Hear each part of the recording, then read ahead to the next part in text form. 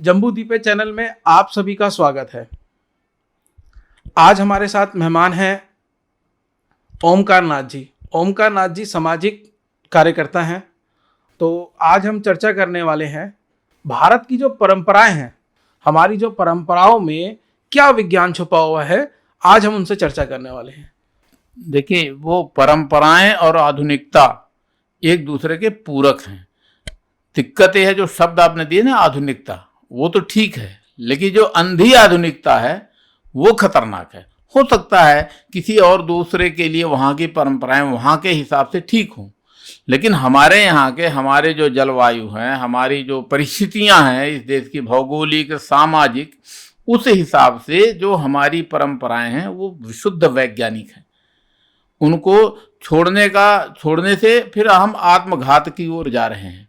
जैसे हमारे यहाँ की दिनचर्या है, सुबह जल्दी उठना, स्नान ध्यान करना, ईश्वर का ध्यान करना और फिर अपने काम पे जाना। अगर हम जल्दी नहीं उठेंगे, देर से उठ रहे हैं, तो सर दर्द और ब्लड प्रेशर और दुनिया भर की शिकायतें बढ़ रही हैं। तो एक हमारे यहाँ परंपरा है, भगवान राम को क्या कहते, प्रातः काल उठ के रघुनाथा, मात पिता गुरु नाम ही माथा। तो माता पिता और गुरु को माथा अपना प्रणाम कीजिए, सुबह जल्दी उठिए। अब सुबह नहीं उठेंगे तो आपको गैस की प्रॉब्लम तो होगी, क्योंकि जब भोजन किए हैं वो बाहर भी निकलना चाहिए। तो ये एक परंपरा हो गई।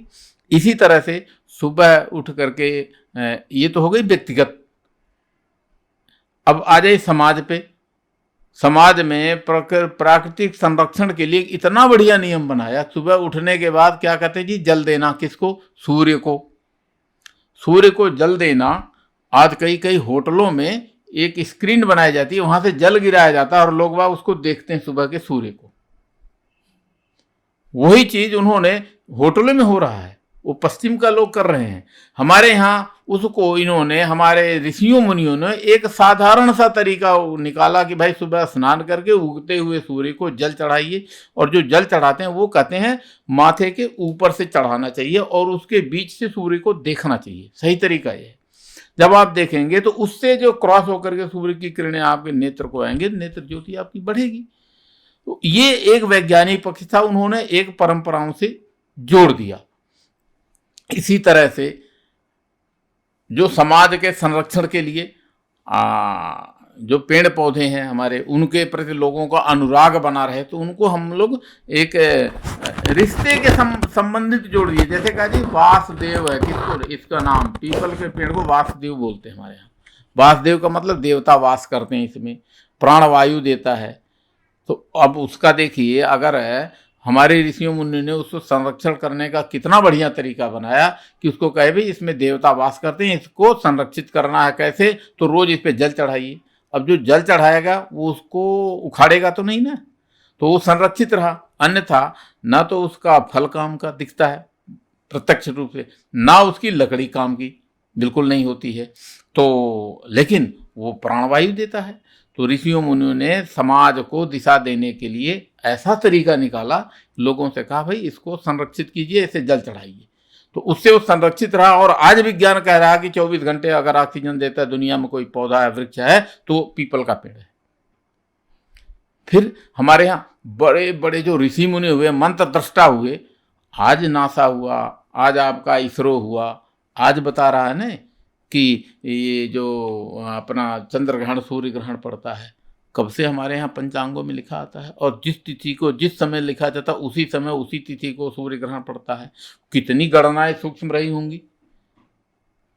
विज्ञान तो आज आया है, कंप्यूटर आज आए हैं 86-87 से, और एक कब से 1000 पीछे साल का पंचांग उठा लीजिए और आपको देखिए तो वहीं का वहीं मिलेगा। तो ये जो सूक्ष्म से सूक्ष्म गणनाएं, ये वैज्ञानिक एक्चुअली जो ऋषि थे, जिनको आप रिसर्च कर रहे हैं, वो हमारे ऋषि हुआ करते थे, जो समाज के हित की बात करते थे। और राजसत्ता उनके पास जाती थी, वो राजसत्ता के पास नहीं आते थे। वो अपने आप में एक स्वयंसेवी संस्थाएं होती थी, वो समाज के हित की बात करती थी और राजा को भी डांटने का हक रखते थे। ये इतनी बड़ी वैज्ञानिकता थी। और इस ओर ये बड़ी खुशी की बात है कि ये सरकार जो आधुनिक शिक्षा पद्धति है उसमें इस विषय को ला रही है कि कैसे लोगों को स्वावलंबी बनाया जाए और अपने प्रति लोगों को आग्रही हो और अपने प्रति लोगों का आत्मविश्वास जगे कि हम श्रेष्ठ हैं, हमारी चीज़ें श्रेष्ठ हैं, उसमें विश्वास पूर्वक आगे बढ़ेंगे तो हमको परिणाम मिलेगा। ठीक। और अभी जो हमारे यहाँ तीज त्योहार हैं वो उनकी भी अपनी अपनी वैज्ञानिकता है। जैसे अभी होली गई है हमारी, होली एक समाज को एक दूसरे से मिल करके मिलाने का, होली मतलब जो होना था पीछे अगर कुछ गलत सलत हुआ वो होली अब आप नए उत्साह के साथ, क्योंकि प्रकृति भी अपना परिवर्तन कर रही है, नए नए कोपलें खिल रही हैं, प्रकृति में भी नवीनता दिख रही है, बसंत ऋतु चल रही है। तो कहने का मतलब प्रकृति के साथ स्वयं को जोड़ना, समाज को जोड़ने का एक बहुत बड़ा कारण है होली का त्यौहार। कि जो होली का दहन जब हुआ था उसका वैज्ञानिक कारण ये है कि घर में आपके जो अनावश्यक वस्तु हैं उनका दहन कीजिए, या जो अनावश्यक विचार हैं उनका भी दहन कीजिए, और नए तरीके से नए उत्साह के साथ समाज को एक रूप होकर के एक साथ मिल करके। इसीलिए आप अकेले बाकी त्यौहार मना सकते हैं, होली नहीं मना सकते। होली में तो समाज के साथ मिलना ही पड़ेगा, इसीलिए सामाजिक त्यौहार है होली। और इसके बाद देखिए गर्मी आ रही है तो एक हमारे यहाँ बासोड़ा आज ही है। बासोड़ा का मतलब बासी भोजन आज चढ़ा दिए चौराहे पे, और इसके बाद से बासी भोजन बचना नहीं चाहिए और ना करना चाहिए। क्यों? कि गर्मियाँ आ रही हैं, वो स्वास्थ्य खराब होगा। इस वजह से बासोड़ा का